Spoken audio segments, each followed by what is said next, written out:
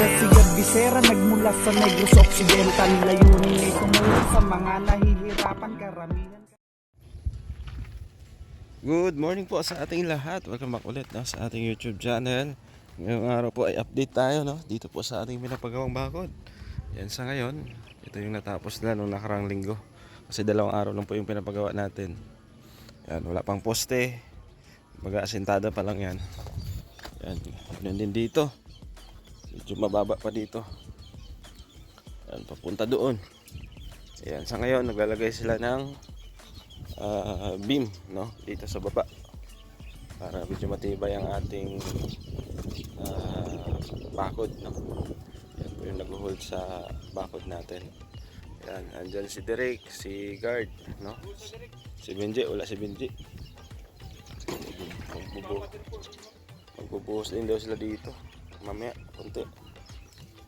Yan. Direct ako muna daw kung hugasan tayo ng mga poste. Ano nangyari doon? Ano yan? Sa harapan yung Okay. Yan. May tao din tayo doon sa pabahay ni Kuyang Robin Hood, aka Alucard. Yan, siya po yung beneficiary natin doon. At mamaya magpasyal din tayo doon po sa ating pinapagawa. Yan, sa ngayon, ito yung ating natin. Pundasyon. Ayan.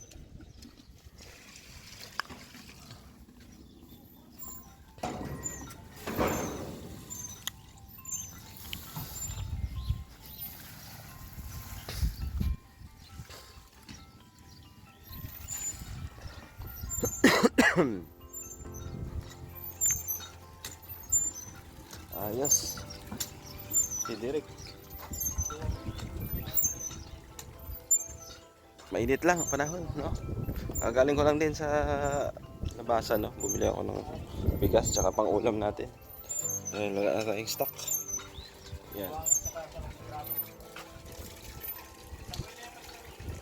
Tingnan ko nga yung semento natin, parang ubos na. Wala na yata tayong semento. Ilan na lang to? Meron pa. 1, 2, 3, 4, 5, 6, 7, 8, 9. Siyam na semento. Iwan ko lang kung kakasya yan. Sige lang.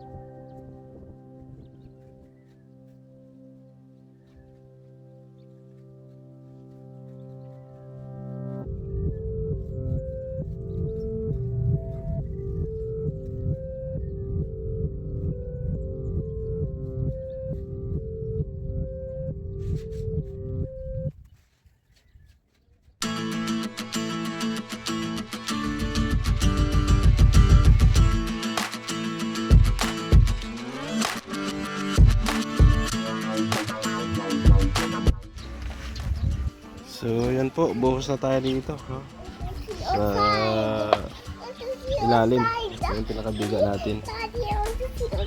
Dito yung makulit Want to see outside daw. Sige.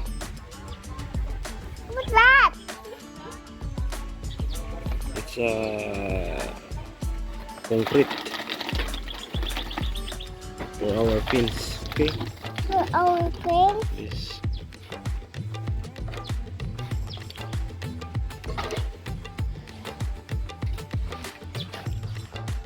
Everything's okay? Yes.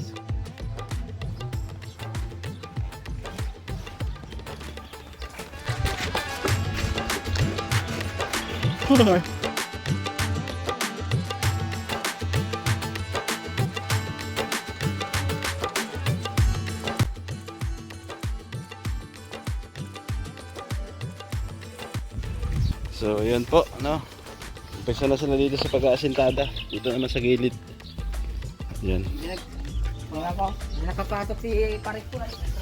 Ayan po. Asintada.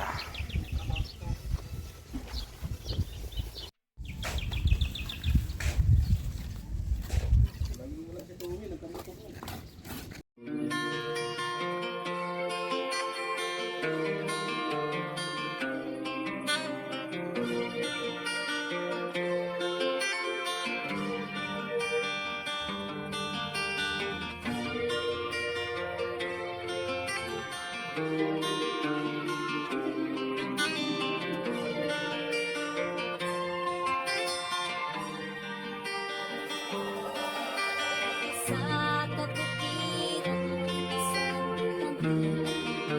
isang kasama ko ang aking sa isang puno kami at kami ay masayang pagkagising mo sa umaga ay maririnig mga ibon maaawit. Di mo na inaawit nila ay kay Patis at ikaw ay maaawit. Kay umaga ay damastan ganda ng paligid. Pagsabi ng bituin, tahimik ng paligid.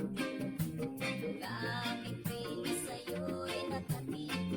So, ito po yung natapos nila kahapon, no? Ngayon lang tayo mag-outro. Yan. So, ngayon, lalagay na sila ng forma para makapagbuhos tayo. Ganyan po kataas yung ating bakod. Ayan, oh. Hindi ko masyadong tinaasan para may hangin pa na papasok sa loob. Tapos yung ibabaw niyan, bakal, no? Ang gelbar ilalagay ko dyan. Ayan. Dito, natapos na rin nila. Ayan, oh. Ayan. So ganyan kahaba yung ano yan, itong poste natin. Medyo mahaba. Ang gelbar po ang ano yan. Nakapalibot yan sa ibabaw. Diba? Yan. Maganda na tingnan.